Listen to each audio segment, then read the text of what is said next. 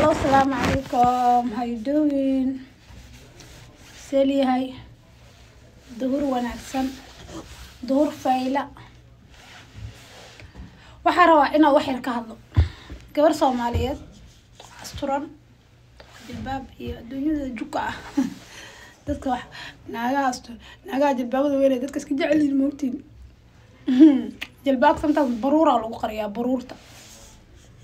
Vant. qofkii rabana heerto qofkii rabana qof loo safri waa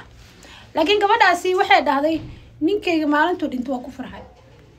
maxay ku farxay gabadhaas inuu ninkeyga maalintu dhinto ku farxay because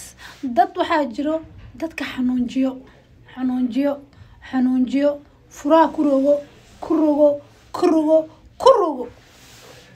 markaas maxaa lagu rajeynaa inaad dhimitida lagu rajeynaa ilaahay subxaanahu wa ta'aala waxa lagaaga baryaa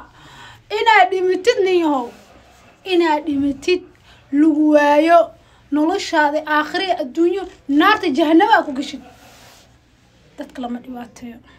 dadka lama dulmiyo gabadhaas maanta xanuuna ka keenay hadalkaasi maxaa ka keenay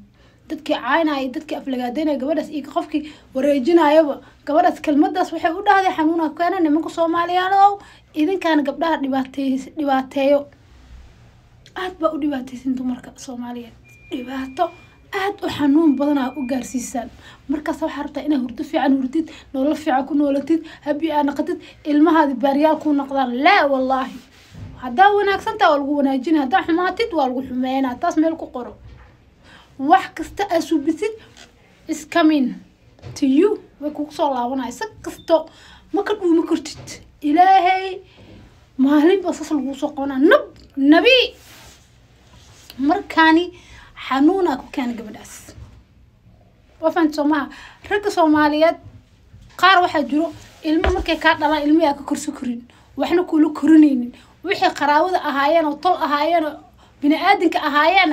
way kugu sii diraayaan way kugu sii dhibaateynayaan wixii darbidayaan ninkaas imaal family-giisa imaal qabiilkiisa inaab lagu waayo ee darbidayaan meel kasto laga xanuunjiyo meel kasto ilmaha dhibaato laga gaarsiyo wuu ku soo maraaya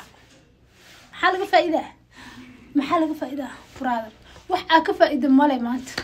nimanka waxa suubiyo dhan maanta maxay ka faa'iideen naa kale gursaan ilmo kale dhalaan nolol kale subnaan berri way kaga daba imaanaysa kasta soo ooynayna una dhimanaya xanuun soo qalbiga xanuunaya dhimanaya dadkii shalay ku qalqaaliyana waxna uma taraayaan jidka ugu tagayaan